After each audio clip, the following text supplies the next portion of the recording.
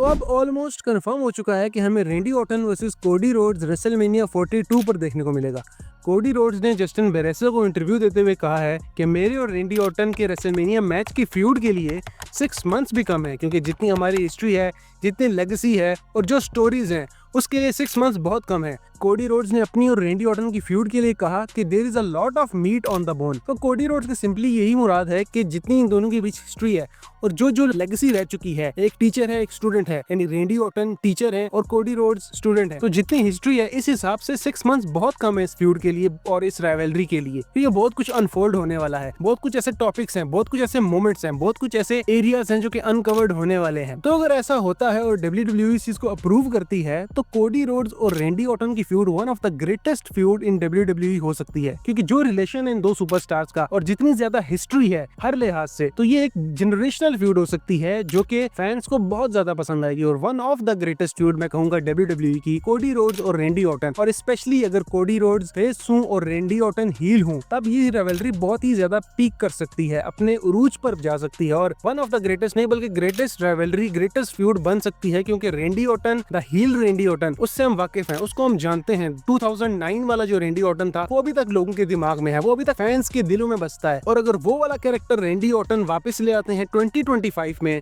और हमें अगर रेसलमेनिया 2026 में अगर वो रैंडी ऑर्टन देखने को मिल गया तो फिर व्यूवरशिप ब्रेक होगी, यूट्यूब क्रैक हो जाएगा और जितने भी रैंडी ऑर्टन के फैंस हैं, और ना सिर्फ रैंडी ऑर्टन के फैंस बल्कि WWE के तमाम फैंस जो हैं उनके लिए ईद हो जाएगी, क्योंकि हर कोई वो वाला रैंडी ऑर्टन दोबारा देखने के लिए कोशिश है कि रैंडी ऑर्टन 2009 वाला हमें दोबारा देखने को मिल जाए, the legend killer, the viper. और जो एक हीलिश कैरेक्टर था रैंडी ऑर्टन का, जो उनके टैक्टिक्स होते थे और जो उनकी वहशत होती थी, जो दहशत होती थी उनके कैरेक्टर में, उनकी लुक में, उनकी आंखों में, वो हमें दोबारा देखने को मिल सकती है। तो Randy Orton versus Cody Rhodes, the heel Randy Orton versus the face Cody Rhodes, एक जनरेशनल फ्यूड हो सकती है। और फिर जनरेशनल फ्यूड के साथ अगर रेसलमेनिया पर एक क्लासिक 5 स्टार बैंगर देखने को मिल जाए WWE फैंस को, तो इससे बढ़कर और कोई बात नहीं हो सकती। हमने देखा था कि king of the ring tournament के फाइनल में रैंडी ऑर्टन हेजिटेट कर रहे थे पंट किक लगाने से, और ये फैंस को बहुत ज्यादा तकलीफ दे बात लगी कि रैंडी ऑर्टन जैसा इंसान, रैंडी ऑर्टन जैसा कैरेक्टर जो कि सारी जिंदगी उसने पंट किक किया है अपने ओपोनेंट्स को, वो क्यों हिचकिचा रहा था कोडी रोड्स को पंट किक करने से। और इसका सीधा जवाब ये था कि रैंडी ऑर्टन उस टाइम फेस सुपरस्टार थे और कोडी रोड्स उनके लिए एज अ फ्रेंड है, मोर देन अ फ्रेंड है, उनके लिए ब्रदर है। तो कोडी रोड्स को पंट किक करना रैंडी ऑर्टन के लिए आसान नहीं था और उन्होंने अगले दिन आकर स्मैकडाउन पे बताया भी कि इसकी रीजन क्या थी। तो रैंडी ऑर्टन जब हील हो जाएंगे और अपने 2009 वाला कैरेक्टर वापस लाएंगे, तो तब ना सिर्फ वो 1 सेकंड के अंदर कोडी रोड्स को पंट करेंगे, बल्कि कोडी रोड्स का कैरियर भी खत्म कर सकते हैं उनको इंजर्ड करके, इतने डेंजरस रैंडी ऑर्टन है। तो हम उम्मीद करते हैं कि ये फ्यूड हमें देखने को मिलेगी और हमें हील रैंडी ऑर्टन देखने को मिलेगा, जो कि WWE के लिए, बिजनेस के लिए, रैंडी ऑर्टन के अपने लिए और WWE के फैंस के लिए भी बहुत ही अच्छा साबित होगा।